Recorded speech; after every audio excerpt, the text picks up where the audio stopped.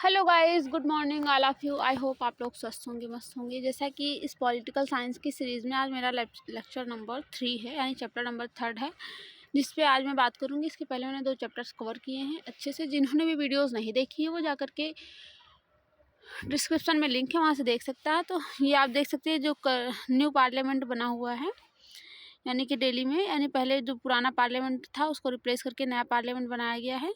तो उसी का फ़ोटो है। आज हम उसी पार्लियामेंट के अबाउट ही बात करेंगे। चलिए देखते हैं।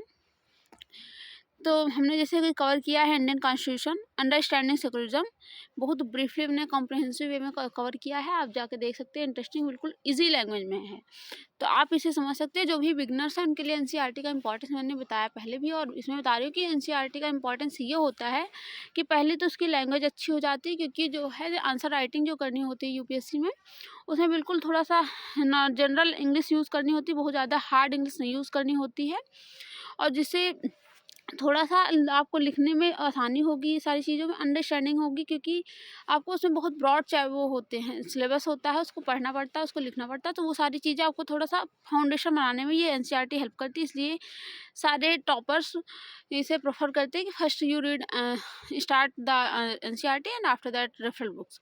यानी सबसे पहले आपको एनसीईआरटीज़ पढ़नी होंगी, जितने से आप प्रेफ़र कर सकते हैं। जैसे 8th से प्रेफ़र करती हूँ मैं भी, बिकॉज़ इसका ये होता है कि थोड़ा-सा 8th में लैंग्वेज भी ईज़ी होती है, छोटे-छोटे जो वर्ड्स होते हैं उनको समझने में ईज़ी हो जाता है। तो उसके बाद आप 9th की, 10th की, उसके बाद इसी तरीके से पढ़ेंगे ना, तो इन सबको बहुत ज़्यादा नोट्स बनाने की ज़रूरत नहीं है। एनसीईआरटी को जो है आप 1 से 2 बार पढ़ेंगे तो आपको बेसिकली समझ में आ जाएगा क्या चीज़ें ये कहना चाह रही है। बस उसके बेसिस पे आप स्टार्ट कर सकते हैं। इसके लिए बहुत ज़्यादा आपको एक्स्ट्रा एफर्ट्स करने की ज़रूरत नहीं है। बस आपको 1 रीडिंग करना है। अगर नहीं समझ में आती है, आप वीडियो के थ्रू कर सकते हैं, वो ईज़ी होगा। फर्स्ट आप वीडियोज़ देखेंगे, सेकंड टाइम आप फिर उसे रीडिंग करेंगे, एक बार और रीड कर सकते हैं। तो ये आप 1 से 2 दिन का प्रोसेस है इसमें, जिसमें आप इसे कंप्लीट कर लेंगे। उसके बाद नेक्स्ट इस एनसीईआरटी में आप जाइए, शिफ्ट होइए, तो इसलिए जो कि आपको बहुत ज़्यादा हेल्पफुल होगा। तो चलिए हम स्टार्ट करते हैं। आज हम बात करेंगे why do we need a parliament. अब बहुत लोगों को पार्लियामेंट, अब तो ये है कि इंडिया एक डेमोक्रेटिक कंट्री है, इंडिया में तो बहुत ज़्यादा अवेयरनेस है पॉलिटिकल के अबाउट, पॉलिटी के अबाउट, इसलिए लोग पता है। बट पार्लियामेंट का प्रॉपर मतलब क्या होता है उस पर हम बात करेंगे कि क्या है, कैसे है, क्योंकि बहुत सारे लोगों को बस पार्लियामेंट का मतलब संसद, उसका क्या मतलब होता है ये सारी चीज़ें नहीं पता उनको। बस यही पता होता है नेता संसद में बैठते हैं, बस इसी का मेन मतलब वो समझते हैं। तो हम चलिए आज थोड़ा सा इस पे बात करेंगे, पार्लियामेंट क्या है। ये जो हम देख रहे हैं इस फोटो में, ये पुरानी पार्लियामेंट है। अब नई पार्लियामेंट इस मॉडल की बनी है, जो कि मैंने आपको इस फोटो में दिखाया, इस तरीके से बनी हुई है, आपने देखा भी होगा तो न्यूज़ में और बहुत सारे उसमें, तो आप देख सकते हैं उसमें है। चलिए हम स्टार्ट करते हैं। यानी कि ये यहाँ यही कहने का मतलब है कि हमें पता है कि हमें मतलब अपने आप एक इंडिया एक लार्जेस्ट डेमोक्रेटिक कंट्री है। India is largest democratic country, आपको पता होना चाहिए, क्योंकि इंडिया तो अप्रॉक्सीमेटली 17.5% पॉपुलेशन यहाँ रहती है, तो उसको लीड करता है। तो इस तरीके से 17.5% पॉपुलेशन डेमोक्रेटिक है, यानी कि यहाँ डेमोक्रेसी इतनी है। तो आप देख सकते हैं लार्जेस्ट है, बिकॉज यू नो कि 18% अप्रॉक्सीमेटली पॉपुलेशन चाइना की है, लेकिन अब चाइना को इंडिया ने पीछे कर दिया है पॉपुलेशन के मामले में, तो इसलिए अब उसे सेकंड कहा जाता है। इंडिया फर्स्ट एक तरीके से बहुत लार्जेस्ट डेमोक्रेटिक कंट्री हो गई। डेमोक्रेटिक कंट्री का मतलब जहाँ पर लोगों का शासन हो, लोग फ्री हो, अपनी इच्छा व्यक्त करें, वो सारी चीज़ें हमने जो कि इसके पहले चैप्टर में अच्छे से डिस्कस किया है। तो चलिए हम बात करते हैं थोड़ा सा together make democratic is best express the institution of the parliament. यानी जो हम ये डेमोक्रेसी है, ये वर्ड ही बहुत अच्छे से डिफाइन करता है कि पार्लियामेंट का इंस्टीट्यूशन क्या है। आगे हम इस पर बात करेंगे। तो चलिए इसके थोड़ा सा हम फीचर्स भी देख लेते हैं, पार्लियामेंट क्या है इस सब पे बात करते हैं। पार्लियामेंट एक तरीके से एक बिल्डिंग है, यानी कि जैसे क्या ये करंट में तो ऐसी टाइप्स में बनी हुई है बिल्डिंग, यानी कि उसमें अप्रॉक्सीमेटली 800 पीपल्स होते हैं प्रॉपर, जो कि चूज करके भेजे जाते हैं, जिसमें से 500 अप्रॉक्सीमेटली यूसी के होते हैं, और 300 तक मैक्सिमम उसके हो सकते हैं, क्या 500 50 ये इतने हो सकते हैं यहाँ अभी तो करंट टाइम में यहाँ पार्लियामेंट यानी लोकसभा, और जो है 250 ये राज्यसभा के हो सकते हैं। अब थोड़ा सा अगर राज्यसभा लोकसभा हम थोड़ा सा बात कर लेते हैं, तो पार्लियामेंट यानी एक इंस्टीट्यूशन है। ये पहले पार्लियामेंट हो गई, एक इंस्टीट्यूशन है, उसके 2 पार्ट हैं, 2 हाउसेज हैं, जिसको कहते हैं पीपुल्स ऑफ कॉमन्स यानी जिसको लोकसभा कहते हैं, लोकसभा। दूसरा है राज्यसभा यानी जिसको काउंसिल ऑफ सॉरी कुछ कहते हैं, ऐसा याद नहीं आ रहा सच। और एक होता है प्रेसिडेंट। इन तीनों जो है इंस्टीट्यूशंस को मिला करके पार्लियामेंट बनता है, यानी लोकसभा सॉरी एक मिनट जैसे अच्छे से बना दिया जाए, यहाँ हम लिखें सॉरी, ये हो गई पार्लियामेंट। इसके 3 पार्ट है। फर्स्ट तो है लोकसभा, सेकंड है राज्यसभा, थर्ड है प्रेसिडेंट। इन तीनों को मिला करके ही पार्लियामेंट बनती है। इसका मतलब ये होता है कोई भी जो पार्लियामेंट का मेन वर्क होता है वो रूल्स एंड रेगुलेशंस बनाना, एक्ट्स बनाना।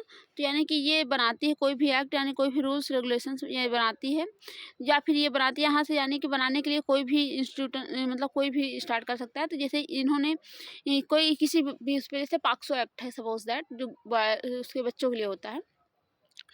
तो अगर सपोज दैट जो है इस लोकसभा के द्वारा स्टार्ट किया गया है कि इस एक्ट पे कानून बने, या सपोज दैट आप आरटीआई ले सकते हैं, राइट टू इन्फॉर्मेशन, आपको तो बहुत अच्छे से पता होगा, 2005 में आया था।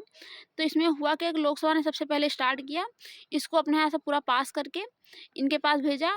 तो इन्होंने देखा, इन्होंने पास किया, तो ये पूरी तरीके से लॉ नहीं बना, उसको बिल कहते हैं। एक्ट तो तभी कहा जाएगा जब ये पास हो जाएगा। तो यहाँ जब पास हो गया, तो पास होकर मतलब इन्होंने पास मान लिया, जैसे रेक्टिफाई कर दिया, सपोज दैट जैसे होता नहीं कि घर में हम ये घर में कोई मेंबर है, जैसे सपोज दैट दादाजी को अपने समझ लीजिए प्राइम मिनिस्टर सॉरी प्रेसिडेंट हैं, और पापा या चाचा या मम्मी को से ले लीजिए आप, अगर न्यूक्लियर फैमिली में रहते हैं, तो वहाँ पर पापा की इच्छा है कुछ करने की, तो मम्मी से कहते हैं कि ये चीज़ें कर दी जाएँ, तो मम्मी एक्सेप्ट कर लेती सपोज दैट। तो मम्मी अगर एक्सेप्ट करना हो तो मम्मी एक्सेप्ट कर लेती हैं, उसके बाद कहती है ठीक है। तो पापा कहते हैं इससे याद अब दादाजी से भी रेक्टिफाई करवा ले जाए कि सही है कि नहीं। तो अगर दादाजी कह देते हैं हाँ, तो वो चीज़ें फॉलो होने लगती। इस तरीके से लोकसभा राज्यसभा से भी सेम है कि लोकसभा या राज्यसभा कोई भी इंस्टीट्यूट यानी कि कोई भी स्टार्ट कर सकता है। वो अगर यहाँ से पास होने के बाद लोकसभा से राज्यसभा जाता है, राज्यसभा ने भी हाँ कर दिया, उसे पास कर दिया कि हाँ ठीक है ये बनने चाहिए, अपना वोटिंग राइट्स यानी वोटिंग वो करके, तो उसके बाद ये लोकसभा के पास फिर आता है। तो लोकसभा जब पास हो जाता है तो लोकसभा से फिर उनके पास वैसे सॉरी प्रेसिडेंट के बाद, तो प्रेसिडेंट अगर इस पर साइन कर देते हैं तो वो फिर एक्ट बन जाता है, अगर नहीं पास करते हैं तो बिल ही रह जाता है, यानी कि फेल हो जाता है। तो इस तरीके से पार्लियामेंट है। तो चलिए हम यहाँ बात करते हैं कि हम जानते हैं जैसा इंडिया इंडिपेंडेंट हुआ था 15 अगस्त 1947 को, यानी सबको इच्छा थी कि ना, मैंने आपको पहले भी बताया था कि वहाँ जब इंडिया आज़ाद होने वाला था तो इंडियंस के उसमें ये इच्छा थी कि जैसा कि ब्रिटिश में एक पार्लियामेंट है, मोनार्की सिस्टम तो है, लेकिन वो इनडायरेक्टली एक तरीके से मोनार्की का कोई इंपॉर्टेंस नहीं रह गया। वहाँ भी प्राइम मिनिस्टर होते हैं, वहाँ लोकसभा राज्यसभा इस तरीके से सारी सिस्टम है, तो हम भी उसी तरीके से क्यों ना गवर्नमेंट बनाए। तो इस तरीके से सबकी इच्छा थी।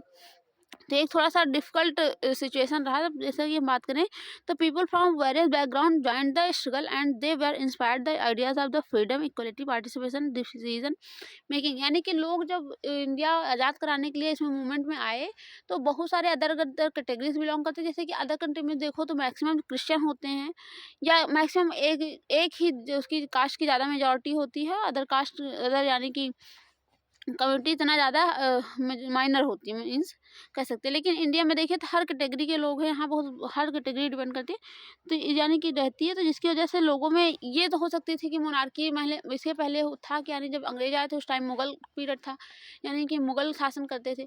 हो सकता है उसके बाद जो है जनरल पीपल यानी कि हिंदुज़म जो रिलीजन है वो डोमिनेटेड हो जाए, तो हो सकता है ये मुस्लिम उनको एक्सेप्ट ना करते। ये सारी चीज़ों में सभी को थोड़ा सा मतभेद था, यानी कि उनको इशू था। तो उन्होंने कहा कि इससे ठीक हम डेमोक्रेसी क्यों ना लाएं।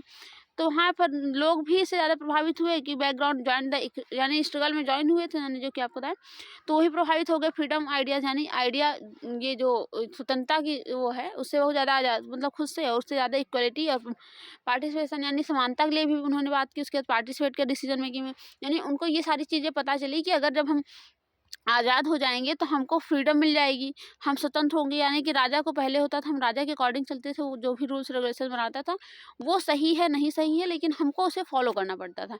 लेकिन अगर ये डेमोक्रेसी आ जाएगी तो हमको पता है कि गवर्नमेंट जो रूल्स रेगुलेशंस बना रही है कोई ज़रूरी नहीं है कि उसको फॉलो ही किया जाए, यानी फॉलो करना आपकी राइट्स है, आपकी ड्यूटी है, सॉरी आपकी ड्यूटी है, लेकिन हर बात तो हम फॉलो नहीं करते हैं ना।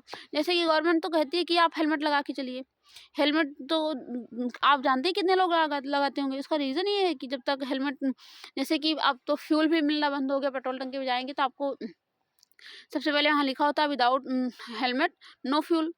तो नो हेलमेट नो फ्यूल इस तरीके से लिखा होता है, तो वहाँ आप को देखा जाता है आपको फॉलो कैसे करवाया जाता है, यानी आपके ऊपर सैंक्शन लगा करके। तो यानी कि लोगों को ये पता चला कि फ्रीडम होगी और इक्वलिटी, यानी कि यहाँ पर कोई नोबल क्लास नहीं होगी, सारे पीपल इक्वल होंगे, यानी गरीब अमीर जो भी होगा अपने अकॉर्डिंग होगा, अगर जितना कमाता है उसके अकॉर्डिंग होगा, तो इक्वलिटी होगी सोसाइटी में। उसके बाद पार्टिसिपेशन इन डिसीजन मेकिंग, यानी कि जो डिसीजन लेना है उसमें भी हमारी पार्टिसिपेशन होगी।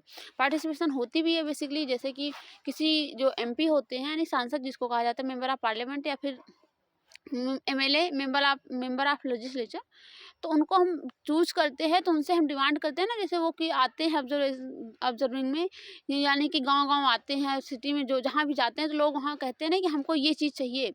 तो वो जाकर के हमको इस चीज़ पे रूल चाहिए, रेगुलेशन जो भी डिमांड होती है, तो वो ले जाकर के अपनी बात पार्लियामेंट में रखते हैं।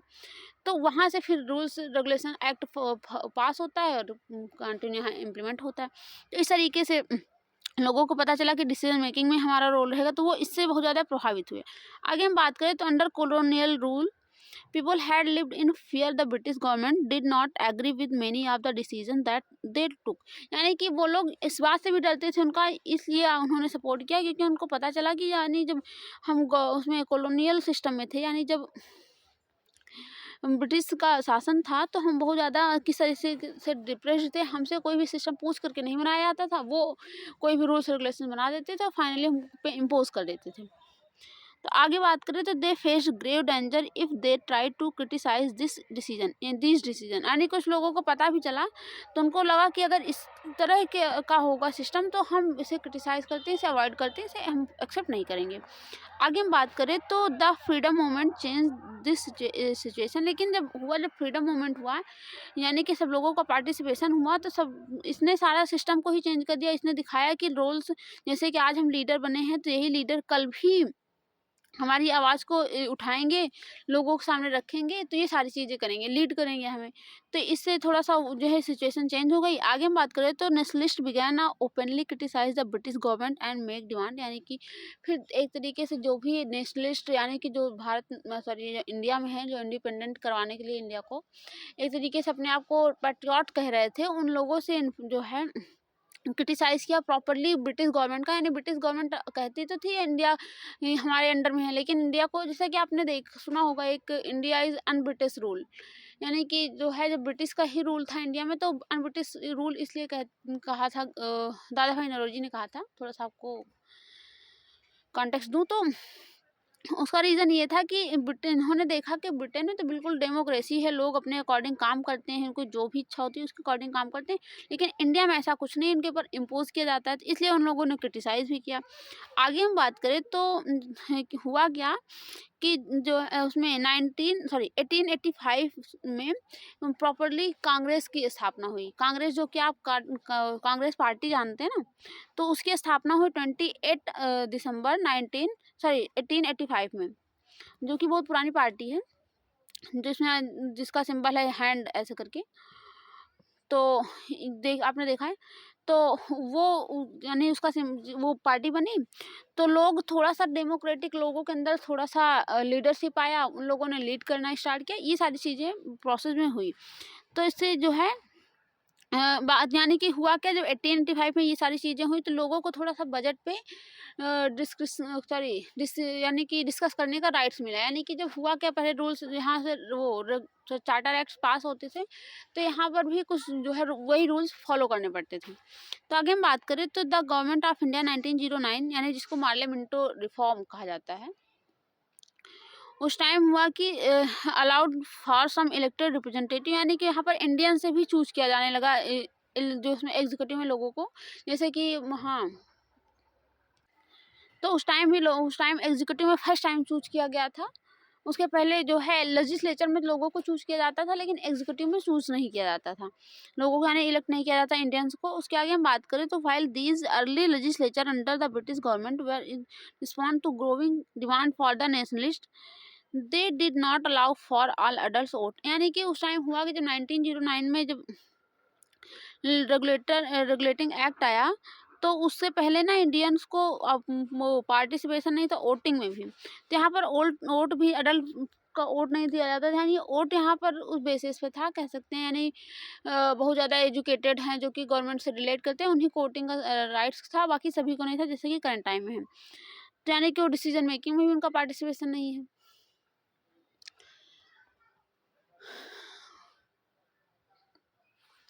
आगे हम इस पे थोड़ा सा आगे हम बात कर ले तो people in the struggle for freedom left little doubt in the mind of the nationalist that all persons in independent India would be able to participate in making decision. यानी कि फिर जब ये सारी चीज़ें हुई तो उस टाइम फिर यानी कि लास्ट टाइम तक 1945 के बाद इंडिया को पता हो गया था कि अब आज़ाद होना ही है। तो यहाँ भी लोगों को थोड़ा सा डाउट था कि हम लोग अगर आज़ाद हो गए तो हम लोग प्रॉपरली अगर गवर्नमेंट को चला पाएंगे या नहीं चला पाएंगे। ये चीज़ें गवर्नमेंट हम लोगों से ज़्यादा ब्रिटिशर्स हमें यानी फोर्स कर रहे थे कि तुम लोग अगर हम छोड़कर चले जाएंगे इंडिया तो तुम लोग इसे नहीं चला पाओगे। तो ये सारी चीज़ें बनने लगी, तो ये सारी चीज़ें प्रॉब्लम्स हुई। आगे हम बात करें तो जो है dreams and aspiration of the freedom struggle were made concrete in the constitution independent India that laid down the principle of universal adult franchise. इसलिए तो ये सारी चीज़ें बहुत कंसर्न्स हुए, तो उसमें फिर ये फाइनली दिया गया कि हम इंडिया में जितने भी पीपल हैं सबको अडल्ट फ्रेंचाइज राइट्स देंगे। यानी right to vote, right to vote में अडल्ट फ्रेंचाइज इस तरीके से है, जो भी पर्सन पहले जो है उसमें प्रॉपर अगर कॉन्स्टिट्यूशन जब बना था तो उसमें 21 ईयर्स था, यानी जो भी जो है लड़का लड़की यानी बॉयज़ गर्ल्स जो भी हैं without any gender discrimination peoples को सिर्फ राइट था कि यानी कि वो अगर 21 एज के हो जाएंगे, अगर मेंटली वो सही हैं, हेल्दी हैं, तो उनको राइट दिया जाता था वोट की। वो अपना जो प्रेसिडेंट यानी जो रिप्रेजेंटेटिव होता है, यानी कि जो भी लीडर्स इन पार्लियामेंट में या फिर कह सकते हैं ये सांसद यानी विधानसभा में, ये अगर कोई भी जैसे एमपी एमएलए खड़ा होता है चुनाव, तो उसमें वोट दे सकते हैं। ये राइट हमने उसी टाइम सोच लिया कि हम सबको राइट देंगे। आगे थोड़ा सा हम बात कर लेते हैं that adult citizen of the country have the right to vote. जैसे कि करंट टाइम में भी इन सबके पास राइट का वोटिंग का राइट है। आगे हम फिर चलते हैं थोड़ा सा, तो जैसे कि इस फिगर में ये थोड़ा सा बना है, ये पर्सन है, ये इलेक्शन यानी वोट डालने के लिए कैसे क्या लिखा है, ये सारी चीज़ें इंस्ट्रक्शन ईवीएम जब स्टार्टिंग में आई थी तो लोगों को नहीं पता था। तो यहाँ पर जो बूथ होता था वहाँ पर चिपकाया जाता था एक पर्ची में लिख करके कि क्या कैसे ईवीएम को दबाना है, ये सारी चीज़ें। अब तो सब अडल्ट हैं, आप लोगों ने वोट भी हो सकता है दिया होगा, नहीं है तो क्या इस टाइम यूपी में 2027 में इलेक्शन होने वाला है, और जो भी नहीं तो लोकल गवर्नमेंट का इलेक्शन होने ही वाला है। आप देख सकते हैं यानी जो भी रूरल एरिया से बिलोंग करते हैं मैक्सिमम यूपी में तो होगा।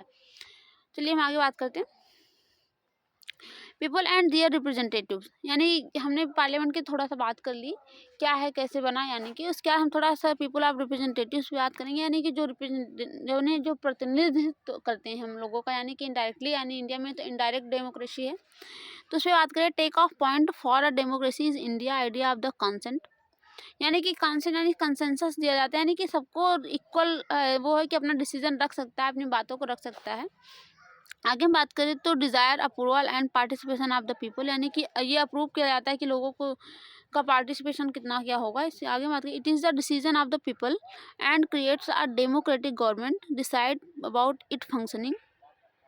Basic idea in this kind of the democracy is that the individual or the citizen is the most important person and that the principle of the government as well other public institutions need to trust of these citizen। यानी कि जो peoples होगा, जो भी election यानी जो भी खड़ा होगा, सबसे बड़ी ये प्रॉब्लम होती है ना कि जैसे सपोज दैट एक पर्सन को ले लिया जाए, ये बेचारे ये मान लो गयाराम हैं, आपने सुना होगा आयाराम गयाराम, ये इलेक्शन में खड़े हो रहे हैं, लोग इनके ऊपर कितना विश्वास करते हैं, तो ये भी तो देखा जाए।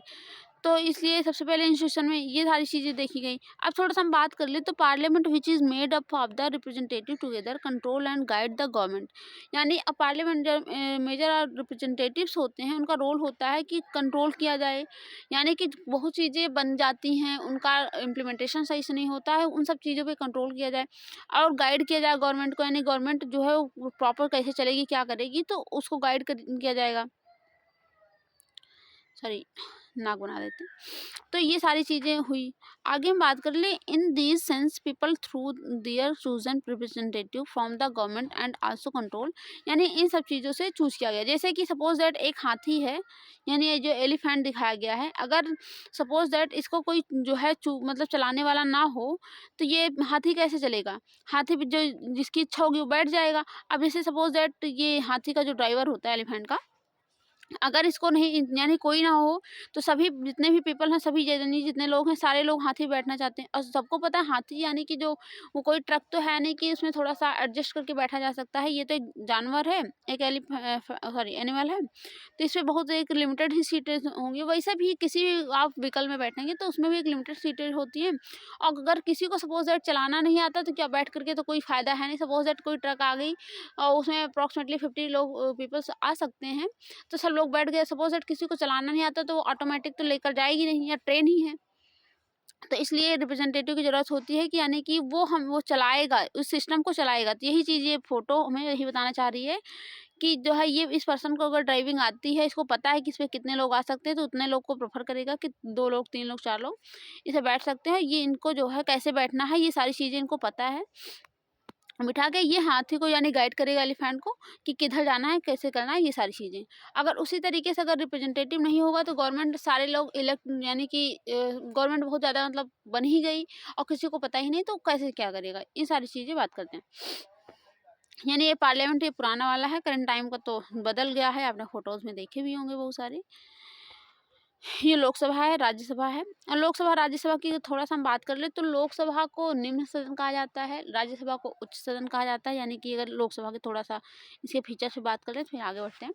लोकसभा में होता है कि यहाँ पर डायरेक्ट पीपल चूज़ करके जाते हैं इंडिया से, जो है यानी कि टोटल है 443 मेंबर्स। पहले 45 थे, 45 में 2 मेंबर्स जो एंग्लो इंडियंस थे, यानी कि जो उनकी फैमिली यहाँ इंडियन, यानी कि अंग्रेज़ थे, वो इंडियन बन गए धीरे-धीरे, यहीं पर रहने लगे, तो उनके लिए 2 सीट रिज़र्व थी।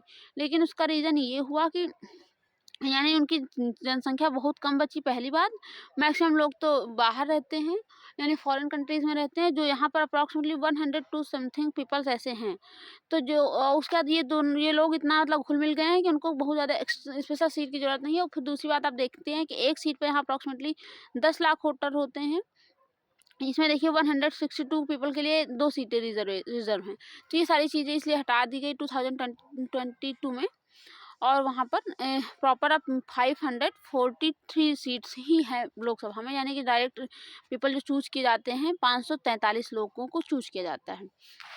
और राज्यसभा की बात कर लें तो राज्यसभा में इनडायरेक्ट इलेक्शन होता है, जिसमें है 250 मेंबर्स। उसमें 230 में 8 मेंबर्स को तो इलेक्शन में यानी इलेक्ट किया जाता है, जिसमें जो है ये क्या कहते हैं, इनडायरेक्ट तरीके से, यानी इनडायरेक्ट वो इलेक्शन होता है। इनडायरेक्ट यानी एमपी ही उनको जो है इलेक्ट करते हैं। और उसके आगे हम बात करें, जो 12 मेंबर्स हैं इनको प्रेसिडेंट जो है इलेक्ट करता है। यानी कि उनके पास कुछ स्पेशल नॉलेज होना चाहिए, यानी आर्ट एंड कल्चर में कोई उनका कंट्रीब्यूशन होना चाहिए, सोसाइटी में के लिए कुछ उन्होंने स्पेशल किया, ये सारी चीज़ों पे, या साइंस में इनका कुछ मतलब वो हो यानी कंट्रीब्यूशन, तो इन सब चीज़ों पे 4 मेंबर्स यानी 12 मेंबर्स को प्रेसिडेंट 6 ईयर्स के लिए चूज करता है, यानी इलेक्ट करता है। तो इस तरीके से हमने बात की। और लोकसभा और राज्यसभा को थोड़ा सा वो बात करें तो उसे लोकसभा को निम्न सदन कहा जाता है। निम्न सदन का मतलब है, ये ब्रिटेन से हम पूरा इन्फ्लुएंस है, तो हमने ब्रिटेन से सारा सिस्टम लिया है। तो वहाँ भी जैसे पार्लियामेंट है, तो पार्लियामेंट में वहाँ लोग जो है ऐसे बना देते हैं। तो पार्लियामेंट में वहाँ जो इलेक्शन डायरेक्ट इलेक्शन होता है, जैसे कि अपने यहाँ भी देखिए, वहाँ भी उसमें कोई स्टडी का कोई क्राइटेरिया नहीं है, आप कितने पढ़े होंगे इससे कोई मतलब नहीं है। प्रॉपर वहाँ पर डायरेक्ट यानी लोगों को चूज कर लिया जाता है, जितने लोगों अगर से, जैसे ही आपने देखा होगा कि इलेक्शन में जितने लोग वोट देते हैं, अगर वो जीत जाता है तो हमारा एमपी बन जाता है, तो लोकसभा में बैठता है। लेकिन राज्यसभा में ऐसा सिस्टम वहाँ पर नहीं है। वहाँ पर जो भी देश के मतलब बहुत बड़े पढ़े लिखे आदमी हो, बिजनेसमैन हो, इंडस्ट्रियलिस्ट हो, यानी जो स्पेशलिस्ट हो अपने एरिया में, वो जा करके जो है राज्यसभा का रिप्रेजेंटेशन करेंगे। इसलिए इसको जो है उच्च सदन सदन कहा जाता है, जैसे मैंने आपको बताया कि यानी इतने ज़्यादा हाई विजडम पर्सन होंगे, इंटेलिजेंट पर्सन होंगे। और लोकसभा में तो यानी यहाँ यूपी में सॉरी इंडिया में भी आपने देखा है कि कैसे कैसे लोग हैं जो है बहुत कम स्टडी, उनका कोई भी एजुकेशन बैकग्राउंड नहीं होता एजुकेशनल, तभी लोकसभा में चूज़ किए जाते हैं। उसी तरीके से वहाँ तो उनको निम्न सदन इसीलिए कहा गया क्योंकि उनके पास कोई डिग्री नहीं होती है। ये जो है इसको प्रथम सदन, इसको द्वितीय सदन, यानी इसको फर्स्ट और इसको सेकंड कहा जाता है। ये सारी चीज़ें हमने बात की, तो ये वहाँ वहाँ से हम लोग इन्फ्लुएंस हैं, क्या कहते हैं, ब्रिटेन से ही, इसलिए वहाँ इसको कहा जाता है। आगे हम थोड़ा सा बात कर लेते हैं role of the parliament. Parliament का रोल क्या है, इसमें हम प्रॉपर बात करें तो इसमें कहने का मतलब है कि parliament is an expression of the faith that people of India have the principles of the democracy, यानी कि हमें फैथ हमारे जो भी विश्वास हैं उसको बढ़ाती है। उसके साथ हम बात करें तो पीपल के जो है प्रिंसिपल, जो डेमोक्रेसी का प्रिंसिपल है उसको मेंटेन करती है पीपल जो है। इसको मेंटेन करने का क्या मतलब है डेमोक्रेसी का, मैंने जो कि बताया कि लोग जो है चूज़ किए जाते हैं पार्लियामेंट में, यानी लोगों को चूज़ किया जाता है, तो वो यानी कि डायरेक्ट हम लोग चूज़ करके भेजते हैं, उसका कोई प्रॉपर क्राइटेरिया तो फिक्स है नहीं कि ये लोग हमेशा होंगे।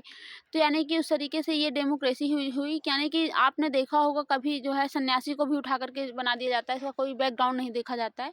तो यानी कि कोई भी पर्सन उसमें पार्टिसिपेट कर सकता है, अगर इलेक्शन जीत जाए तो वहाँ MP बन सकता है।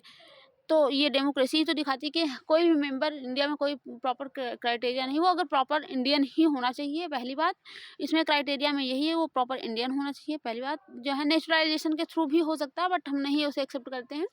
यानी जो भी पर्सन दूसरे कंट्री से आया हो, यहाँ पर उसने रजिस्ट्रेशन करवा लिया, यानी कि यहाँ का सिटीजन बन गया, वो भी कर सकते हैं, लेकिन वो रेयर केसेस में ही होता है। बट प्रॉपर अगर हम देखें तो यहाँ पर ऐसा कोई वो प्रॉपर इंडियंस होना चाहिए, तभी यानी कि उसने इंडियन की सिटीजनशिप ले ली है।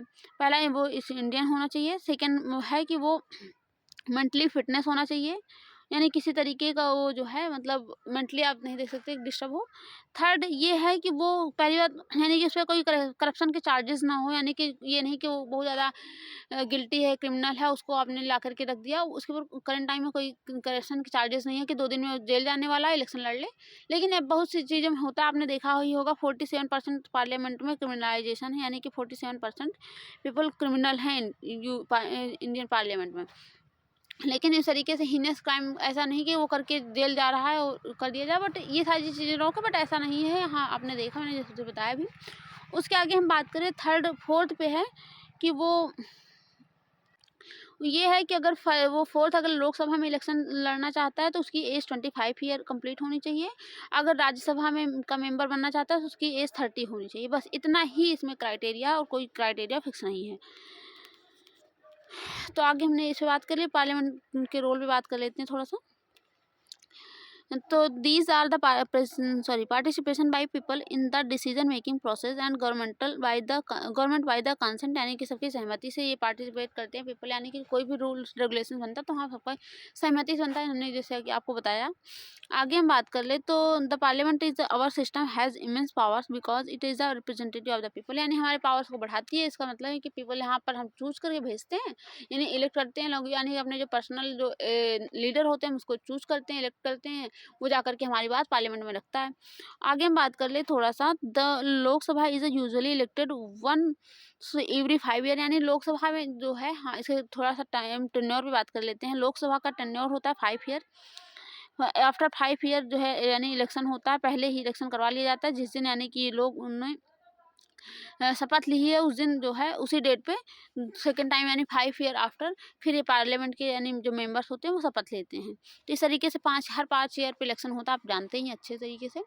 ये लोकसभा हो या फिर यहाँ विधानसभा की बात की जाए, यानी MP MLA दोनों होता है। यहाँ तक कि प्रधान जो लोकल थर्ड की ग्रास रूट लेवल गवर्नमेंट है, यानी थर्ड जिसको लोकल गवर्नमेंट कहते हैं, यहाँ भी 5 साल का इलेक्शन होता है। और राज्यसभा के इलेक्शन यानी कि टेन्योर की बात कर लें तो राज्यसभा में होता है 6 ईयर का टेन्योर होता है। उसमें वो कभी भंग नहीं, डिसॉल्व नहीं होती। उसका मतलब ये है कि 250 पीपल्स हैं, इसके 1/3 हर दूसरे साल जो है मतलब रिटायर होते हैं, यानी 2 साल पे होते हैं, यानी 2 साल पे, यानी कि एक 3 लाइन्स है।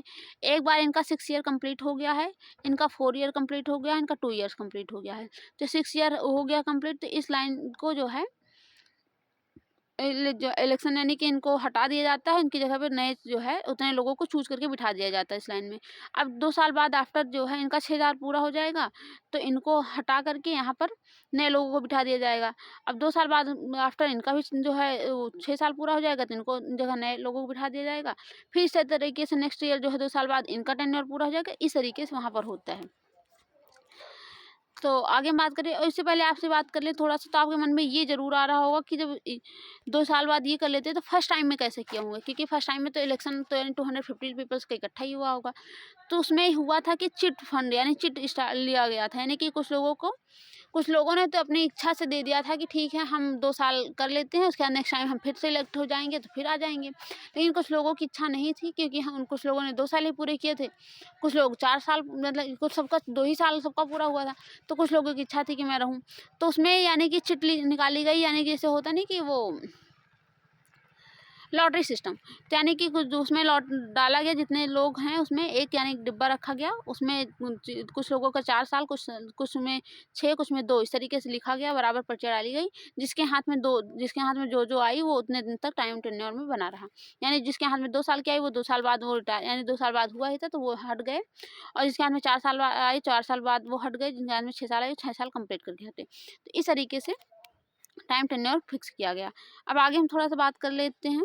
तो the candidate who contest elections usually belong to the different political parties, यानी जितने भी लोग होते हैं वो डिफरेंट पार्टी से बिलॉन्ग करते हैं। कोई ये फिक्स नहीं कि एक ही पार्टी होगी, जैसे कि अमेरिका और ब्रिटेन में है कि वहाँ 2 ही पार्टियाँ हैं वहाँ। बट इंडिया में तो बहुत सारी आपने देखे होंगे कि हाँ, हर एरिया में एक पार्टी होती है, तो यहाँ बहुत सारी पार्टियाँ हैं। जैसे कि आप इसमें भी देखेंगे, जो 2014 में स्टार्टिंग में जब मोदी जी आए थे, यानी जो करंट टाइम के प्राइम मिनिस्टर हैं वो आए थे, तो उस टाइम कितनी पार्टियों ने पार्टिसिपेट किया था। उस टाइम से भारतीय जनता पार्टी, जो कि बीजेपी से बिलोंग करते ही हैं मोदी जी। आगे हम बात करें तो सीपीआई यानी कम्युनिस्ट पार्टी आई थी, फिर कम्युनिस्ट पार्टी ऑफ मार्क्सिस्ट आई, उसके बाद नेशनल कांग्रेस, यानी जो करंट टाइम यानी कि जो सबसे बड़ी पार्टी है, सबसे पुरानी पार्टी है। अब नेशनलिस्ट कांग्रेस पार्टी दूसरी बनी हुई थी। आगे यानी कि आप देख सकते हैं कितने लोगों ने पार्टिसिपेट किया था, कितने लोग जीते थे उस टाइम पे। और स्टेट पार्टीज़ हैं, यानी कि ये पार्टियाँ तो जिनको हम नेशनल पार्टी कहते हैं, अब इसमें भी थोड़ा हम बात कर लेंगे नेशनल पार्टी और स्टेट पार्टी क्या होती है, और रीजनल पार्टीज़ पे, ये तीनों पे हम बात करेंगे अभी लास्ट में। तो स्टेट पार्टी यानी कि आम आदमी पार्टी, जो कि आप देख ही रहे हैं कि इस टाइम तो दिल्ली में हट चुकी है आम आदमी पार्टी। इससे पहले थी, जो कि अभी भी पंजाब में है, बनी हुई इसकी गवर्नमेंट है। ऑल इंडिया अन्न द्रविड़ मुन्नेत्र कड़गम, यानी ये सब साउथ की पार्टीज हैं, आप देख सकते हैं इतनी सारी पार्टियां थी उस टाइम, पार्टिसिपेट की थी जो है इन सब पार्टियों ने। और उसके बाद रिजल्ट आया था, कौन पार्टी कितना जीती, ये सारी चीज़ें से भी बात करते हैं, उसमें हम नहीं जाते हैं, आप देख सकते हैं थोड़ा सा। तो थोड़ा-सा यहाँ बात कर ले, तो one elected these candidate become member of the parliament. अब पार्लियामेंट के इलेक्शन की बात कर ले, तो पार्लियामेंट आपने देखा ही होगा कि पार्लियामेंट यानी कि एक पीपल खड़ा होता है इलेक्शन में, यानी कहता है कि मैं जो है सांसद बनूंगा, मैं इलेक्शन लड़ूंगा, और लोगों के पास जाता है, अपना डिमांड करता है, जो भी कहना होता है, भाइयों बहनों ऐसा करके। तो उसको लोग अगर चूज करते हैं, यानी जो उस एरिया में कॉन्स्टिट्यूंसी में जो सबसे ज़्यादा वोट पाया मिलता है जिसको, वही जीत जाता है, तो एमपी बन जाता है। आगे बात करें तो MPs together make up the parliament, वो सारे एमपीज जब पार्लियामेंट में बैठते हैं तो वो एक पार्लियामेंट बनाते हैं। यानी पार्लियामेंट यानी स्कूल जैसे है, स्कूल तभी होगा जब वहाँ पर बच्चे आएंगे, स्टूडेंट्स होंगे, टीचर होंगे। अगर कोई स्कूल ऐसे पड़ा हुआ है तो एक बिल्डिंग ही हुई ना, लेकिन वहाँ जो जितने बच्चे, जितने रूम्स हैं सारे, वहाँ पर अगर बच्चे होंगे, स्टूडेंट्स होंगे, प्यून्स होंगे, ये सारे जो है उनका स्टाफ होगा, तो ये सारे मिल करके ही स्कूल बनाते हैं। तो उसके आगे हम इसके फंक्शन से बात कर लेते हैं थोड़ा सा। तो to select the national government, यानी कि ये जो पार्लियामेंट होती है वो नेशनल गवर्नमेंट एक सरकार बनाती है भारत के लिए, यानी इंडिया के लिए एक सरकार बनाती है। उसमें हम बात करें तो parliament of India consist of the president, the Rajya Sabha, Lok Sabha, sorry president माने, जैसे कि आपको बताया कि पार्लियामेंट होती है, पार्लियामेंट में जो है 3 इसके ऑर्गन्स होते हैं। एक तो होती है लोकसभा, दूसरी राज्यसभा, तीसरा होता है क्या कहते हैं प्रेसिडेंट। ये तीनों मिलकर के ही पार्लियामेंट बनाते हैं। पार्लियामेंट के 3 अंग हैं, यानी कि इस बॉडी तभी बनती है जब हाथ पैर सब कुछ होगा। अगर जब हमारे ईयर्स को बाहर रख दिया जाएगा, उसके बाद कह दिया जाएगा ये क्या है, तो उसे ये नहीं कहा जाएगा बॉडी है, वो कहा जाएगा बॉडी पार्ट्स है, यानी ऑर्गन्स है, या फिर डायरेक्ट आई कह दिया जाएगा, ईयर कह दिया जाएगा। बट अगर वो बॉडी में है तो सब पूरी बॉडी को मिला करके हम बॉडी बोलते हैं। इस तरीके से पार्लियामेंट हो गई। आगे बात करें तो after the Lok Sabha elections a list is prepared for showing how many MPs belong to the each political parties, यानी लोकसभा ये दिखाती है यानी कितने लोग जो है लिस्ट निकालती है, यानी कितने लोग इलेक्शन में जीत गए। आपने देखा ही होगा कि इसमें जीतने का ये होता है ना कि जो है मैंने जैसे कि आपको बताया भी कि इलेक्शन में सबसे ज़्यादा स्कोर मिले तो कंफर्म हो जाता है कितने लोग जीत गए। और पहली बात, दूसरी बात तो इलेक्शन में सीट इतनी सीट फिक्स ही है कि 543 ही लोग बनेंगे। अब ये 543 लोगों को यानी कि हर पार्टी जितने जितनी इसकी कैपेसिटी होती है उसके अकॉर्डिंग खड़ा करती मेंबर्स। उसके बाद ये 545 तो जीत के आएंगे, यानी कि हर जगह उतने मिला करके कोई कहीं पार्टी मिल करके इलेक्शन में हर कॉन्स्टिट्यूंसी से एक लीडर जीतेगा, वो चूज किया जाएगा और वो जाके पार्लियामेंट में बैठेगा। आगे हम बात कर ले तो for political parties form the government they must have a majority of the elected MP, यानी जो कि बताया कि मेजोरिटी में ही यानी जिसको सबसे ज़्यादा वोट मिलते हैं जीत जाता है। ये सारी चीज़ें हमने बात कर ली कि 543 इलेक्शन में यानी कि जो मेंबर्स हैं उसका 2 एंग्लो इंडियन के दिया गया था जिनको हटा दिया गया है, लेकिन उनको नॉमिनेट किया जाता था, प्रॉपर इलेक्शन में नहीं खड़ा किया जाता था, लेकिन वो सिस्टम हटा दिया गया था। प्रॉपर नॉमिनेशन वाला सिस्टम वही राज्यसभा में ही है, लोकसभा में कोई नॉमिनेशन सिस्टम नहीं है। यानी 2020 से पहले नॉमिनेशन वाला सिस्टम था। आगे हम बात कर ले तो मेंबर्स ऑफ द मोर नई लोकसभा मेजॉरिटी, सारी मेजॉरिटी की हमने बात कर ली। नहीं, मेजॉरिटी तो तभी होती है यानी कि अगर कोई भी वो होता है तो उसमें गवर्नमेंट को बनाना होता है तो उसको इतने सारे मेंबर्स लगते हैं, यानी 272 मेंबर्स होंगे तो गवर्नमेंट उसी की बनेगी, यानी इतने लोग मिनिमम होने चाहिए। यानी किसी भी पार्टी से इतने लोग अगर जीत कर आएंगे तो गवर्नमेंट उन्हीं की बनेगी, नहीं तो उस पर्सन की नहीं बनेगी। तो इसका हम लोगों ने एक नया जुगाड़ निकाला है, कोलाब्रेशन, यानी हम बहुत सारी पार्टियों को मिला करके हम 272 लोगों को पूरा कर लेते हैं और इसके आगे बाद जो बचे हुए लोग हैं उनको वो तो अपना एमपी ही बने रहते हैं। इतने सारे लोगों को मिला करके गवर्नमेंट तैयार हो जाती है। और जो बच्चे लोग हैं यानी कि जो largest amongst the parties is the opposition party, यानी जो अदर पार्टी होती है यानी कि जो उस पार्टी को सपोर्ट नहीं करती अपोजिशन में होती है। अपोजिशन लीडर की बात कर ले तो जो सबसे बड़ी पार्टी होती है जिसको 1/10 वोट्स मिले होते हैं वो जो है इलेक्शन यानी कि उसको हम लीडर ऑफ अपोजिशन करते हैं। यानी किसी पार्टी को, जैसे कि करंट टाइम में आपने देखा कि राहुल गांधी जी वो लीडर ऑफ अपोजिशन है पार्लियामेंट में, और जो है मोदी जी तो पार्लियामेंट के लीडर हैं, जिनको यानी कि प्राइम मिनिस्टर को वैसे भी लीडर कहा जाता है, लीडर ऑफ पार्लियामेंट। उसके साथ प्राइम मिनिस्टर तो हैं ही। ये सारी चीज़ें बात कर ली। अब आगे बात कर ले थोड़ा सा ब्रीफ में, बहुत ज़्यादा कॉम्प्रिहेंसिव नहीं आते हैं थोड़ा सा, लेकिन आपको एडिशनल कर देंगे तो आपको थोड़ा आगे भी आसानी होगी समझने में, थोड़ा इंटरेस्टिंग लगेगा, क्योंकि ये 8th क्लास की एनसीईआरटी तो 8th क्लास के बच्चे के अकॉर्डिंग लिखी गई, ना कि एक यूपीएससी एस्पिरेंट के लिए। तो कुछ चीज़ें इसमें एडिशनल भी ज़रूरी है और थोड़ा इंटरेस्टिंग बनाने मैं भी चाहती हूँ बनाना, जिससे आपको पढ़ने में मज़ा आए। थोड़ा सा आप इसे एक बार में माइंड में मेकअप हो जाए तो नेक्स्ट टाइम आपको रीडिंग की ज़रूरत ना पड़े। आपने अगर एक बार वीडियोस देख लिया तो वो भी कवर कर लेगा, क्योंकि बहुत चीज़ें आपको पता होती हैं। हाँ, क्योंकि जितना अच्छे से हम अगर किसी कोई बताता है हम जितना अच्छे से समझ लेते हो सकता है उतने अच्छे से बहुत चीज़ें हमें पढ़ने पे नहीं समझ में आती हैं, तो ये आपको हेल्प करेगी। आगे हम बात कर ले थोड़ा सा, one of the most important function of the Lok Sabha is to select the executive. अब हम इसके बाद अगर मोस्ट इंपॉर्टेंट वर्क की बात करें तो ये एग्जीक्यूटिव को सिलेक्ट करती है, यानी कि यानी गवर्नमेंट के कितने पार्ट्स हैं,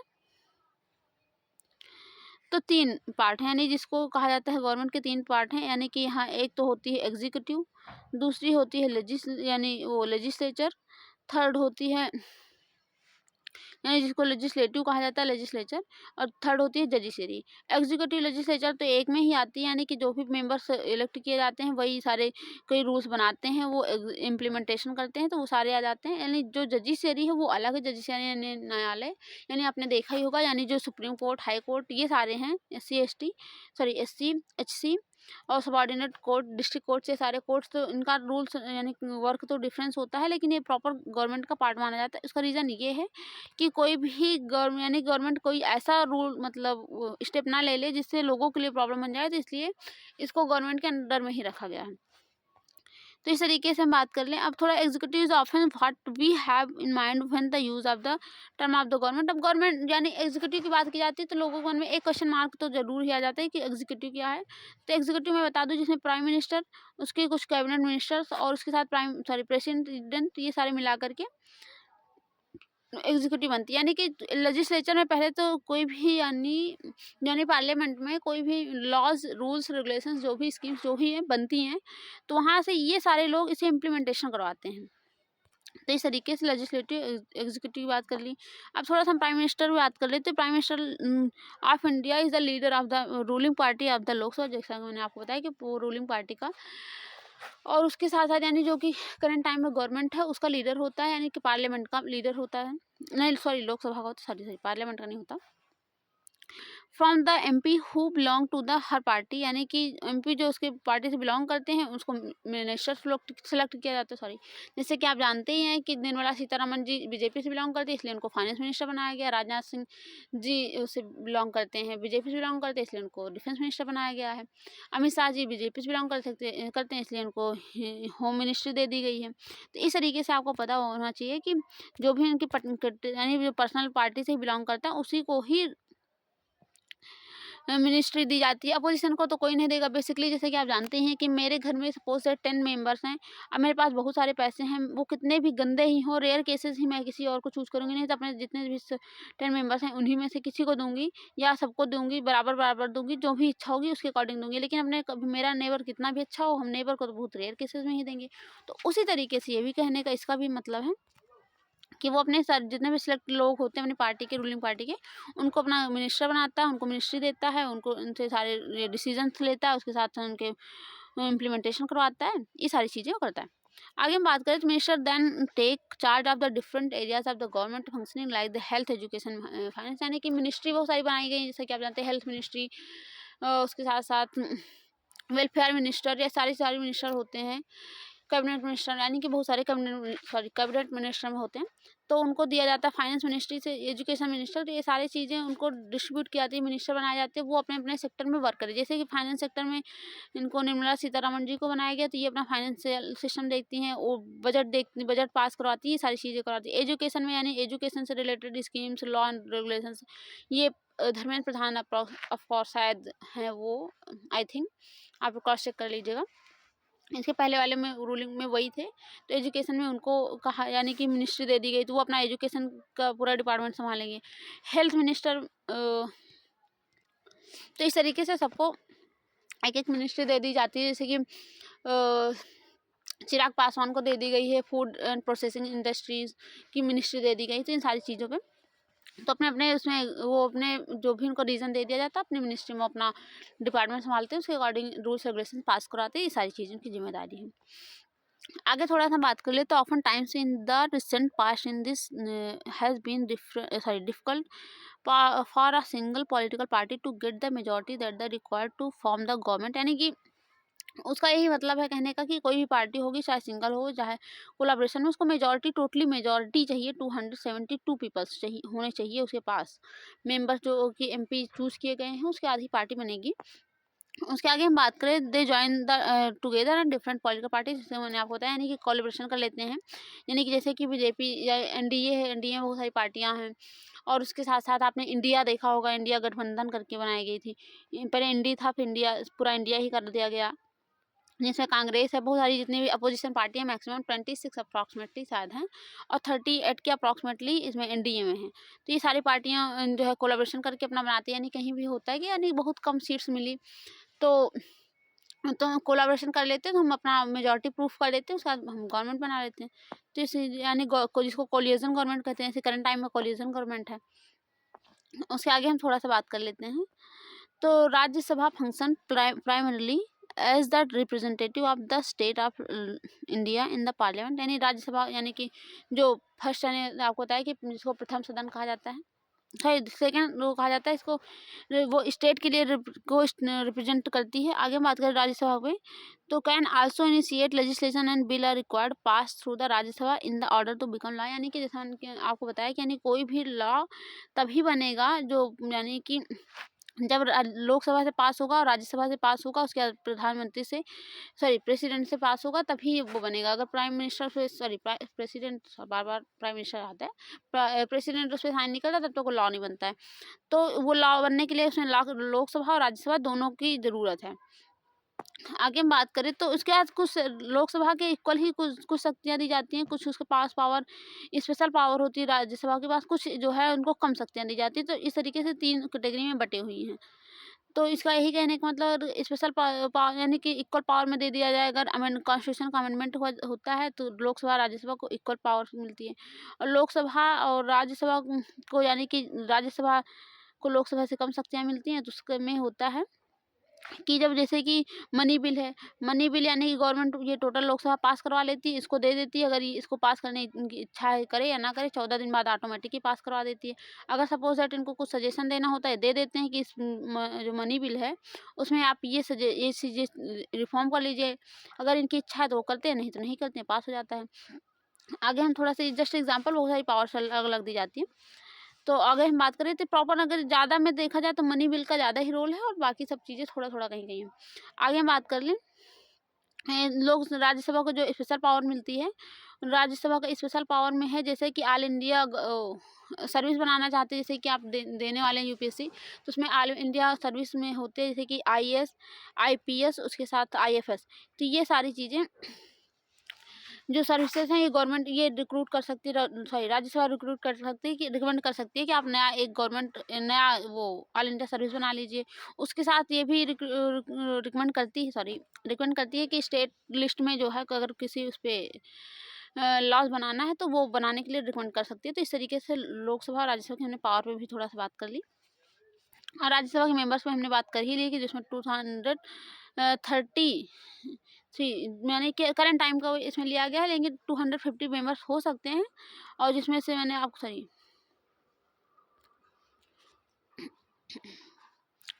250 मेंबर्स हो सकते हैं, जिसमें से जो है 238 मेंबर्स को जो है इलेक्ट किया जाता है। उसके बाद 12 मेंबर्स को नॉमिनेट किया जाता है प्राइम मिनिस्टर बाय प्रेसिडेंट के द्वारा। बट इसमें जो है करंट टाइम की इन्होंने वो एक्सप्लेन किया कि 233 मेंबर्स जो कि इलेक्टेड हैं, और 12 मेंबर्स बाई प्रेसिडेंट नॉमिनेटेड हैं। तो इस तरीके से हमने बात की। अब आगे थोड़ा सा बात कर लेते हैं control, guide and inform the government. अब इनका रोल कंट्रोल करने में होता है, उसके साथ साथ गाइड भी करता है, उसके साथ इन्फॉर्म भी करता है गवर्नमेंट को। ये सारी चीज़ें पार्लियामेंट का होता है। आगे हम बात कर ले तो parliament while in session begin with question hour, यानी गवर्नमेंट में जब पार्लियामेंट में सेशन स्टार्ट होते हैं, 3 सेशन होते हैं। विंटर सेशन, बजट सेशन, और उसके साथ वो समर सेशन शायद कहते हैं, कुछ ऐसे कहते हैं। तो आप देख लीजिएगा, एक तो बजट सेशन होता है यानी कि जो कि फरवरी से मई तक चलता है। दूसरा जुलाई से लेकर के सितंबर तक चलता है। तीसरा नवंबर दिसंबर चलता है। तो इस तरीके से जो है 3 सेशन डिवाइड किए गए हैं, 3 उसमें मंथली वाइज। तो इसमें यानी कि इसमें आपने देखा ही होगा, करंट आप जैसे जनवरी लगा, फरवरी में जो भी होगा, तब इसके बाद बजट वो होगा, पास किया जाएगा। तो उसके आगे हम बात करें तो जो कंट्रोल भी करता है, यानी कि इसमें क्वेश्चन आवर होता है पार्लियामेंट में, यानी कि कोई भी पार्लियामेंट में जैसे कुछ भी पास किया जाता है तो उसमें एक टाइम फिक्स किया गया हो, उस टाइम में आप कोई भी क्वेश्चन कर सकते हैं, क्वेश्चन आवर जिसको कहा जाता है। Question our is an important mechanism through which MPs can illicit information about the working of the government. यानी जो एमपीज जैसे कोई भी एमपी, यानी कि इसमें अपोजिशन और जो रूलिंग पार्टी कोई भी मेंबर क्वेश्चन कर सकता है। तो उसको जो है उनको यानी इन्फॉर्मेशन देना ज़रूरी है, जो भी पर्सन कोई भी बिल लेकर आया है। आगे हम बात करें तो this is a very important way through which the parliament control the executive, यानी कि इसके थ्रू से एग्जीक्यूटिव के यानी जो रोल्स को कंट्रोल भी करती है। यानी कि हो सकता है अगर क्वेश्चन ना पूछा जाए तो इन लोग कोई भी रूल्स यानी कोई भी लॉ ला के पास करवा दें, तो इन सब चीज़ों पे फोकस करते हैं। यानी कि उनको भी तो इन्फॉर्म होना चाहिए ना कि कोई लॉ बन रहा है, वो पास हो रहा है, तो उनको भी तो यहाँ पर अकाउंटेबिलिटी होनी चाहिए ना पब्लिक में, कि उनको भी जवाब देना होता है इन सब चीज़ों पे। आगे हम बात करें तो पार्लियामेंट कंट्रोल करती है एग्जीक्यूटिव यानी इसके थ्रू। आगे हम बात करें तो asking question in question government is altered to its start coming and also comes to know the opinion of the people through their representative in the parliament. यानी इन सब चीज़ के थ्रू लोगों का ओपिनियन भी पता चलता है। नहीं क्वेश्चन आवर में कोई सपोज दैट किसी ने कुछ क्वेश्चन पूछा, फिर उसके बाद पूछा जाता है कि आपको समर्थित, आप इससे एग्री करते हैं कि नहीं करते, ये सारी चीज़ें तो हमें पता भी चलता है।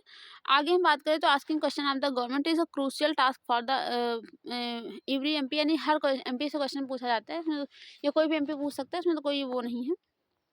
और उसको एग्जाम यानी उसको क्या कहते हैं कंपलसरी होता है देना, सॉरी आंसर करना।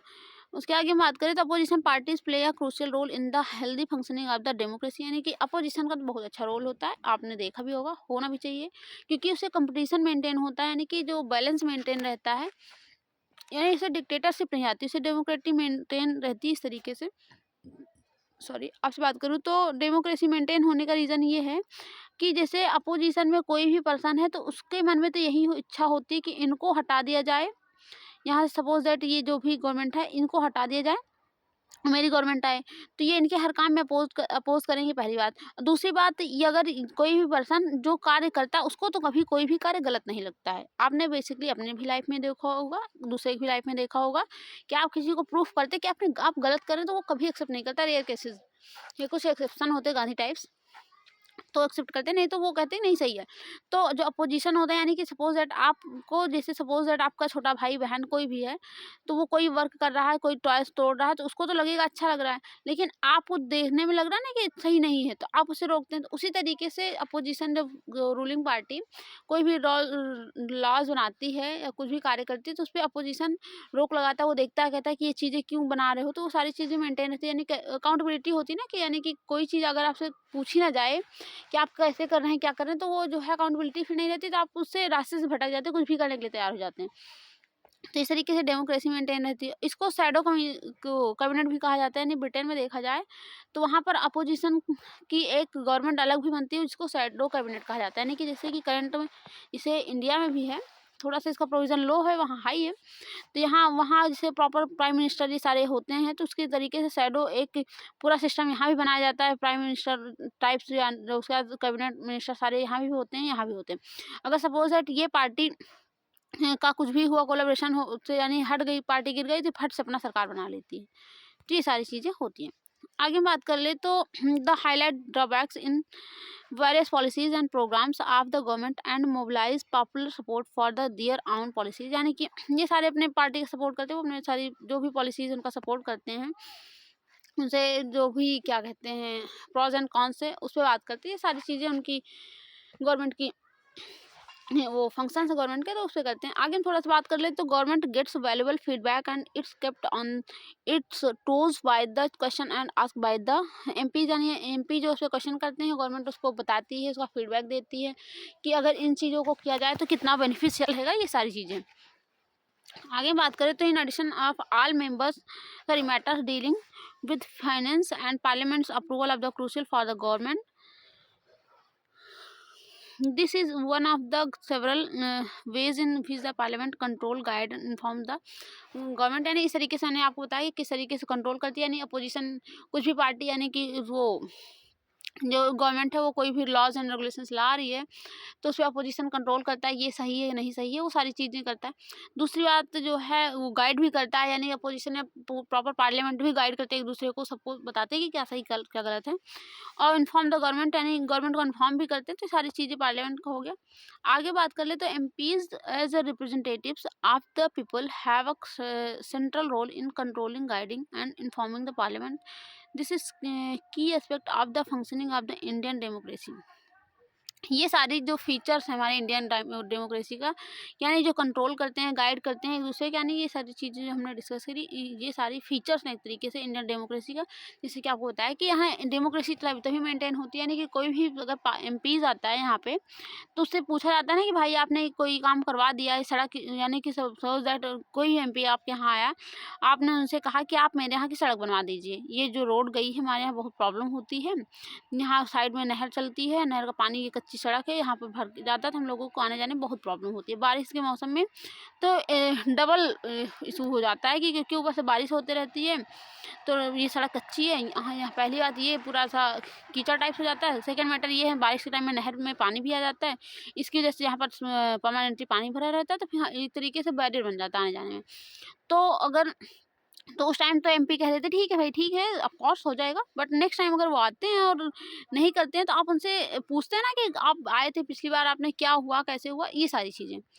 तो ये हमें एक तरीके से उसे कंट्रोल भी करती है गवर्नमेंट को। आगे हम थोड़ा सा लॉ मेकिंग की बात कर लें। ये सारी चीज़ें करने के साथ साथ पार्लियामेंट लॉज भी बनाते हैं, जो जैसा कि मैंने आपको बताया भी, उसको अगले चैप्टर में बात भी करेंगे। बेसिकली हमने बात उस पर कर ली है कि लॉज कैसे बनते हैं, यानी लोकसभा राज्यसभा कैसे पास करती है, तो कैसे लॉज बनते हैं, उसपे हमने बेसिकली बात कर भी ली है। उसके साथ साथ जो बचे हुए हैं उस पर हम बात कर लेंगे। इसका सिग्निफिकेंट फंक्शन है, यानी पार्लियामेंट का मोस्ट इंपॉर्टेंट फंक्शन फर्स्ट यही, अगर प्रायोरिटी में देखा जाए तो ये फंक्शन है, यानी कि लॉज वही बनाती है।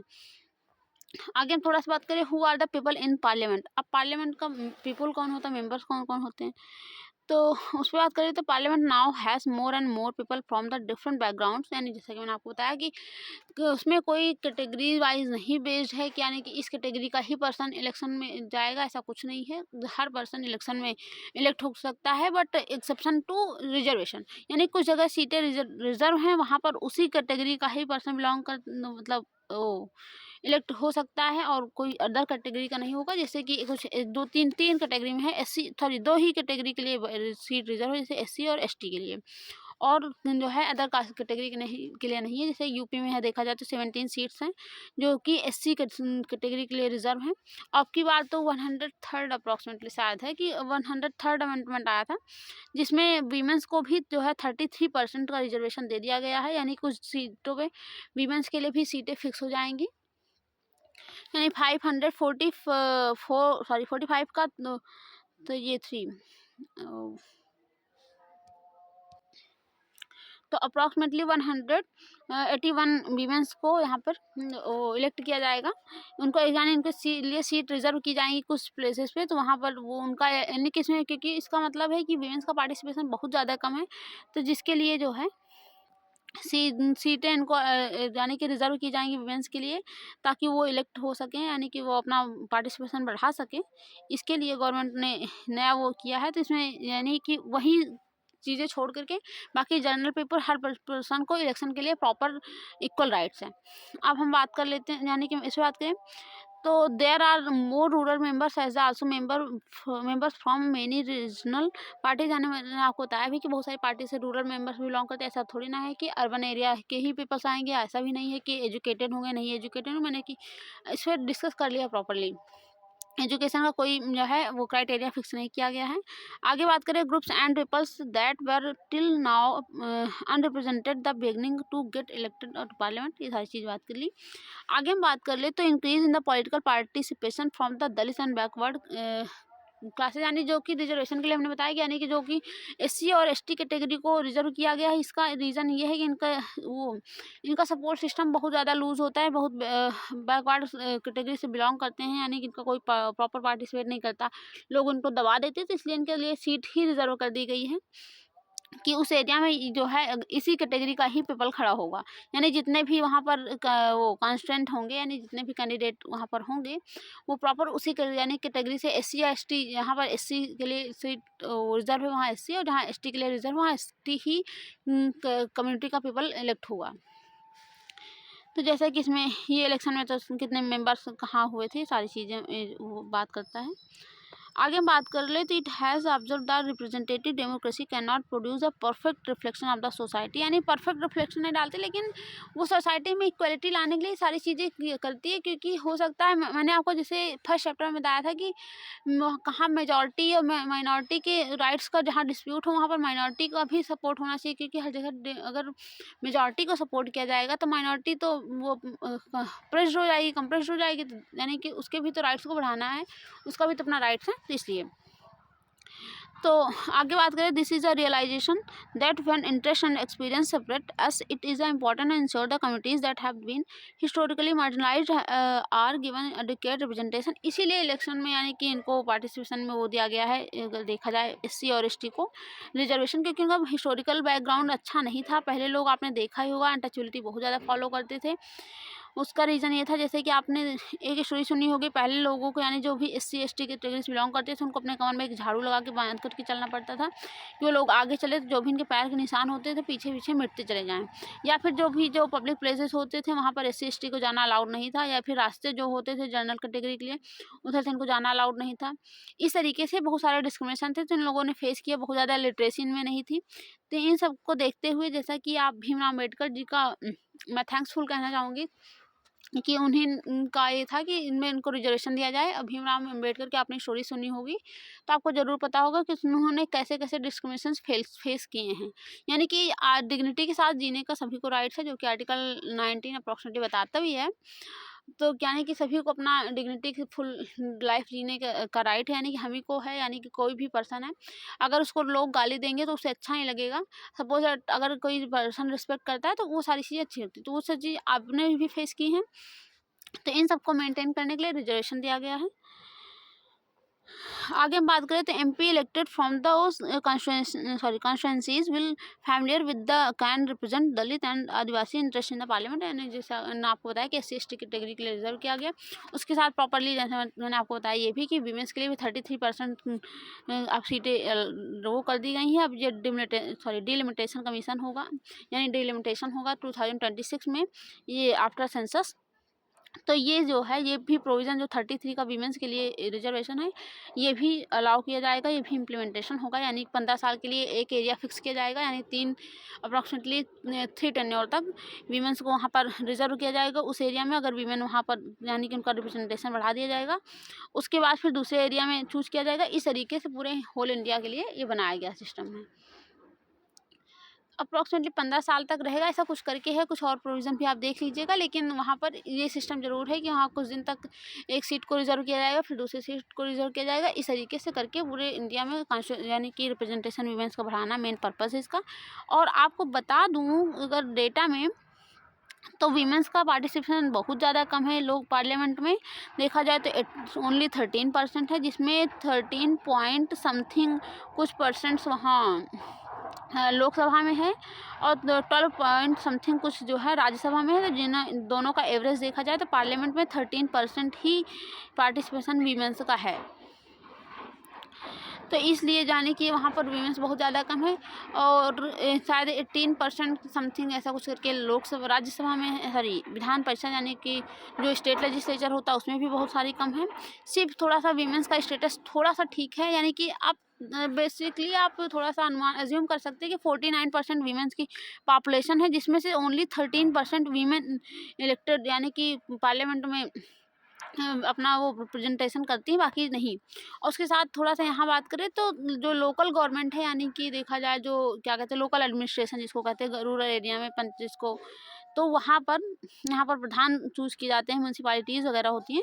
तो वहाँ पर देखा जाए तो वीमेंस का पार्टिसिपेशन 49% है, जिसमें से काफ़ी लिमिट है कि जो है उसमें सरपंच पति जो कॉन्सेप्ट है उसमें वो कॉन्सेप्ट चलता है। यानी कि यहाँ वीमेंस तो को प्रधान तो बना दिया जाता है, लेकिन उनका जो भी होता है उनको लीड उनका हस्बैंड ही करता है। वो सारे का डोमिनेटेड होता है, वो सारे काम भी करता है। वो वीमेंस को एक रोल मॉडल के तरीके से, मतलब एक तरीके से पम्पलेट, इसको रबर स्टैम्प कहा जा सकता है, एज लाइक रबर स्टैम्प ही उनको यूज़ किया जाता है। बाकी सरपंच पति का कॉन्सेप्ट होता है, उनके हस्बैंड, उनका भाई, जो भी उनके घर में कोई एक मेंबर होगा, उनका बेटा, अगर किसी थोड़ा सा वो बना दिया जाएगा, उनका बेटा होगा, वो सारे उनको लीड करते हैं, वो सारा काम वो करते हैं। वो सिर्फ वीमेन जो है नाम मात्र की प्रधान होती है, यानी कि जो भी डॉक्यूमेंट्स होगा उसमें प्रधान मिसेज ये, और बाकी उनका जैसे कि सपोज दैट उनकी शादी नहीं हुई तो उनका भाई हो सकता है, उनके पिता हो सकते हैं, ये कर सकते हैं। या फिर जो अगर शादी हो गई तो उनके घर के जो भी मेंबर, यानी कि कोई मेल मेंबर ही उसको पूरा फंक्शन करता है। तो इन सबको बढ़ाने के लिए, यानी कि लेकिन इससे काफ़ी इफेक्ट पड़ा है कि 13% यहाँ इसमें भी लोकल गवर्नमेंट में भी 33% रिजर्वेशन वीमेंस को दे दिया गया है, जिसमें से आपने देखा ही 49% ऑफकोर्स नियर अबाउट जो है वीमेंस का पार्टिसिपेशन है भी। ये इस तरीके से अगर इसमें भी दिया जाएगा, यानी कि लोकसभा और लोकसभा और विधानसभा में भी दिया जाएगा, तो उनका भी उसमें भी पार्टिसिपेशन बढ़ेगा। और उसके साथ साथ वीमेंस का, यानी कि वीमेंस का हर जगह पार्टिसिपेशन बहुत ज़्यादा कम है, 42% अप्रॉक्सीमेटली LFR, यानी कि वीमेंस जो वर्किंग वीमेंस हैं इसमें 42% की अप्रॉक्सीमेटली हैं, जबकि मेन को देखा जाए तो 85% के आसपास मेन वर्किंग है। तो इस सारी चीज़ों को बढ़ाने के लिए, वीमेंस का रोल बढ़ाने के लिए सारी चीज़ें की गई हैं, यानी कि जो कि सोसाइटी में इक्वलिटी भी लाती हैं। आगे हम थोड़ा सा इसके कंक्लूजन पे आ जाते हैं, यानी कि चैप्टर बहुत बड़ा था, यानी बहुत ज़्यादा बड़ा नहीं था, लेकिन हमने थोड़ा सा एडिशनल किया तो आपको थोड़ा सा समझने में आसानी भी होगी, और आप जब रेफरल बुक्स पढ़ेंगे तो उसमें आपको हेल्प मिलेगी।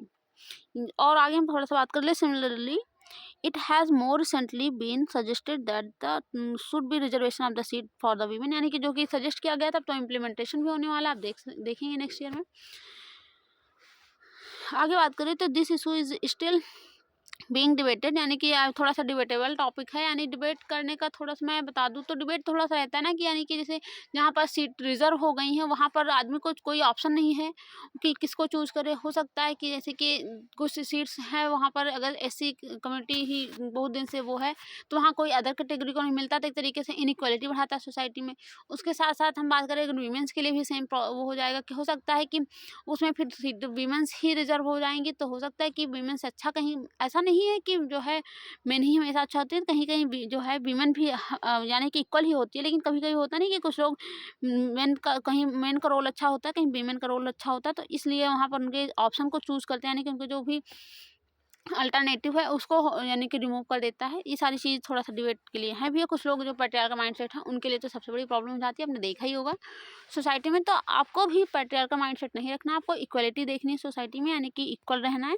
क्योंकि जब सपोज दैट जो भी बॉयज़ हैं वो देख सकते हैं कि उनके साथ अगर उनके सिस्टर के साथ या उनके डॉटर के साथ कोई डिस्क्रिमिनेशन होता है तो उनको अच्छा नहीं लगता। तो उसी तरीके से सोसाइटी में हर वीमेंस भी फेस करती है। तो ये सारी चीज़ें, तो आप पैट्रियार्कल माइंडसेट नहीं रख कर के आपको सपोर्ट करना है। एक आप अच्छे एडमिनिस्ट्रेटिव बनेंगे, एडमिनिस्ट्रेशन में आएँगे, एडमिनिस्ट्रेटर आपको बनना है, तो ये सारी चीज़ें आपको थोड़ा-सा माइंड ओपन करके ब्रॉड माइंडसेट से सोचना होगा। आगे हम बात करें तो 60 years ago only 4% of the women's, यानी जो पार्टिसिपेशन की बात करी गई कि जो है यानी कि 60 साल तक देखा गया कि ओनली 40% यानी 4% वीमेन का ही पार्टिसिपेशन, जैसे करंट टाइम में बताया थोड़ा सा इंक्रीज हुआ। लेकिन इतने कम वीमेंस, यानी कि इतने कम वीमेंस नहीं होनी चाहिए रोल, यानी कि थोड़ा सा अप्रॉक्सीमेटली 40 तक तो होना ही चाहिए वीमेंस का रोल। तो इन सब चीज़ों से बढ़ाया गया है। इसको सॉल्व करने के लिए जो कि मैंने आपको बताया ये सारी चीज़ें की भी गई हैं। इसको इम्प्लीमेंटेशन करने से इक्वलिटी भी आएगी, थोड़ा-सा डेमोक्रेसी भी मेंटेन होगी, रोल वीमेंस का पार्टिसिपेशन भी बढ़ेगा। यानी कि जैसा कि घर में आप कहते नहीं कि खाने वाले 10 हैं, कमाने वाला 1 है, तो उसका रीज़न यही है कि आप लोगों ने वीमेंस का सपोर्ट नहीं किया, उसको प्रॉपर फैसिलिटी नहीं दी कि जिससे वो पढ़े, आगे कुछ करे। तो वो फिर तो डिपेंडेंसी ही बढ़ गई। जब डिपेंडेंसी बढ़ जाएगी तो वो जो मेल होगा वो कमाएगा, तो वो सारी चीज़ें होंगी। तो ये सारी चीज़ें आपने देखी हैं। अब करंट टाइम में वीमेंस को बहुत ज़्यादा सपोर्ट भी किया जा रहा है, हर एरिया में वो अपना रोल भी दिखा रही हैं। तो आप लोग भी देखिए और मोटिवेट होइए, दूसरे का सपोर्ट कीजिए, एक दूसरे की रिस्पेक्ट कीजिए, क्योंकि रिस्पेक्ट बहुत ज़्यादा इंपॉर्टेंट है। उसका रीज़न ये है कि अगर आप रिस्पेक्ट चाहते हैं तो आपको रिस्पेक्ट करना पड़ेगा। तो ये सब चीज़ें हमने बात कर ली पार्लियामेंट में, और इसी तरीके से हम नेक्स्ट चैप्टर भी इजी लैंग्वेज बिल्कुल लाएंगे और आपको पढ़ने में थोड़ा सा मज़ा भी आएगा। तो मिलते हैं नेक्स्ट वीडियो में। Thank you. और हमारे वीडियो को लाइक एंड शेयर सब्सक्राइब जरूर कीजिए चैनल को। उसके साथ फिर हमें फुल सपोर्ट कीजिए। जो भी प्रॉब्लम्स आपको चैप्टर से रिलेटेड हो या कोई भी इशू हो तो आप हमें कमेंट करके बता सकते हैं। उसमें ज़रूर हम आपको उसका वो देंगे, सजेस्ट करेंगे क्या कैसे चीज़ें करनी है। आप बिगनर्स हैं तो आपके लिए मोस्ट इंपॉर्टेंट आप पढ़ाई पे ध्यान दें, उसका सिलेबस देखें, पीवाईक्यूज देखें। ये सारी चीज़ें आपको थोड़ा सा करना होगा। थोड़ा सा एक दिन में सारी चीज़ें नहीं हो जाती हैं, आपको टाइम लगेगा, लेकिन एक दिन सारी चीज़ें हो जाएंगी और आप सिलेक्ट भी हो जाएंगे। तो ये सारी चीज़ें आपको कंसर्न नहीं रखना, उस पर हार्ड वर्क करने की ज़रूरत है। तो मिलते हैं नेक्स्ट वीडियो में। Thank you.